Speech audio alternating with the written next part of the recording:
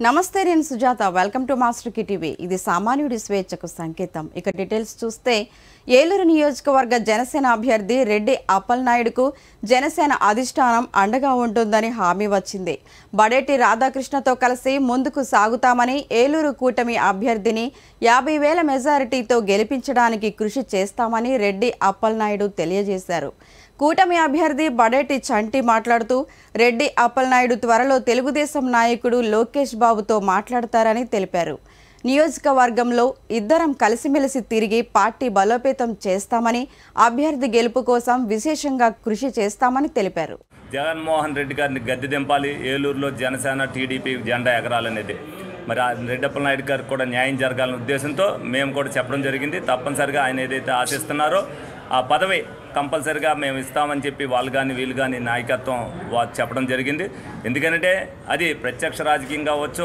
పరోక్ష రాజకీయంగా అవ్వచ్చు ఎందుకంటే అవన్నీ మా లోపల ఉల్లోపల ఉండే నిర్ణయాలు అయ్యి తప్పనిసరిగా మేము ఇచ్చే విధంగా మేము పోరాటం చేస్తాం ఎందుకంటే మా ఇద్దరి మధ్యన ఏం పొరపచ్చలు లేవు అలాగే మా కార్యకర్తల మధ్యన కూడా లేవు ఎందుకంటే స్వల్పంగా ఏదైనా ఇప్పుడు బాధ అనేది ఎవరికైనా ఉంటుంది ఒకప్పుడు ఇద్దరం మనం కష్టపడి ప్రయాణం చేసినప్పుడు మరి ఎవరికో ఒక అవకాశం ఉంటుంది కానీ ఆ బాధ లేకోకుండా రెండో అవకాశానికి కూడా ఆ బాధ తీరేటట్టుగా ఇవ్వాల్సిన బాధ్యతను మేము తీసుకుంటామని సందర్భంగా మీ అందరికీ కూడా చెప్తున్నాం రేపు రాబోయే రోజుల్లో ఇక్కడ గెలవవలసింది కూటమి అభ్యర్థి అనే నిర్ణయంతో అందరూ కూడా సహకరిస్తారు ఎందుకంటే మా జనసేన కానీ తెలుగుదేశం కార్యకర్తలు అందరూ కూడా పాత మిత్రులే అందరూ ఒక్కొక్కప్పుడు ఆ పార్టీలో ఉన్న ఈ పార్టీలో ఉన్న ఇవాళ ఒకరికొకరు ఏ రోజున మాట అనుకోవడం జరగలేదు రేపు రాబోయే రోజుల్లో ఏదైతే వైసీపీ ప్రభుత్వాన్ని పారతోలటానికి ఏలూరులో మేము ఒక పక్క ఇంటింటికి తిరిగి రెడ్డి అప్పలనాయుడు గారు అయితే ఏదైతే వాగ్దానాలు ఇచ్చారో నేనేదైతే వాగ్దానాలు ఇచ్చారో ఇద్దరు వాగ్దానాలు కూడా నెరవేర్చవలసిన బాధ్యత మా మీద ఉంది తప్పనిసరిగా అది నెరవేర్చుదాం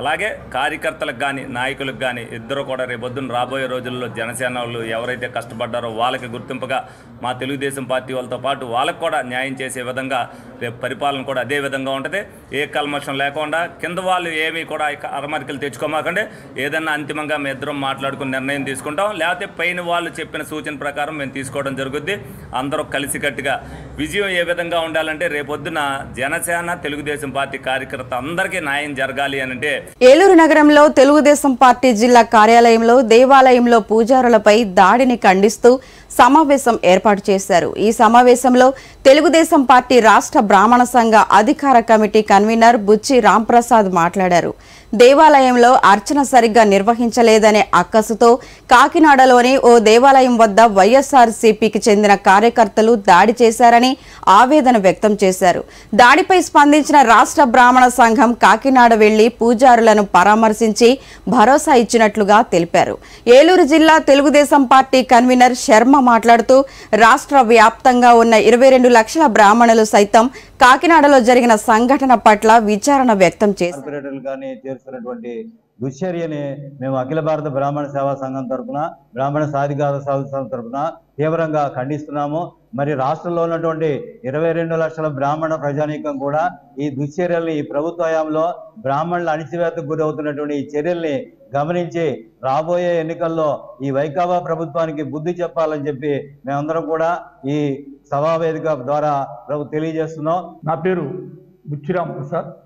నేను రాష్ట్ర బ్రాహ్మణ సాధికార కమిటీ తెలుగుదేశం పార్టీకి నేను కన్వీనర్గా ఉన్నాం. ఇవాళ ఈ రాష్ట్రంలో యథా రాజా హజా ప్రజ అన్నట్టు తన నాయకుడు ఏ విధంగా ప్రవర్తిస్తారో అదేవిధంగా ఆయనతో ఉన్నటువంటి కార్యకర్తలు ఆయనతో ఉన్నటువంటి ఇతర పార్టీ ఎమ్మెల్యేలు కార్పొరేటర్లు మాజీ కార్పొరేటర్లు అదేవిధంగా ప్రవర్తిస్తున్నారని దానికి నిదర్శనమే నిన్న కాకినాడలో ఒక గుళ్ళో అర్చకుడిపై దాడి ఇద్దరు అర్చకులపై దాడి చేశారు.